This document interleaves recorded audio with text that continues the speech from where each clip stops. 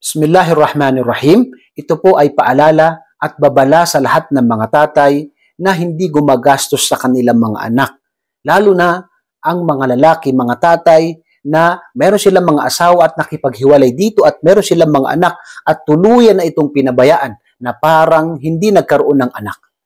Nagbabala po si Propeta Muhammad sallallahu alaihi wasallam at kanin sinabi na kafa bil mar'i ithman ay yuday'a may yakut. Sapat na, sinabi ni Propeta Muhammad sallallahu alaihi wasallam, na sapat na kasalanan ng isang tatay, isang tao ang kanyang pagpapabaya sa kanyang mga pamilya, mga anak. Ibig sabihin, kahit na wala siyang kasalanan, ito lang ang kanyang kasalanan, ang kanyang pagpapabaya sa kanyang mga anak, ay sapat na ito sa kanya dahil ito po ay napakalaking kasalanan sa relihiyong Islam.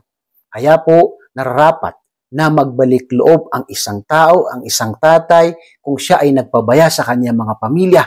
Meron pong pagkakataon. Tayo po ay magbalik loob at muli ibigay natin ang karapatan ng ating mga anak. Sila po ay gastusan natin dahil ito po ay obligasyon natin at kapag hindi natin ito ginawa, ito po ay itatanong sa atin sa kabilang buhay.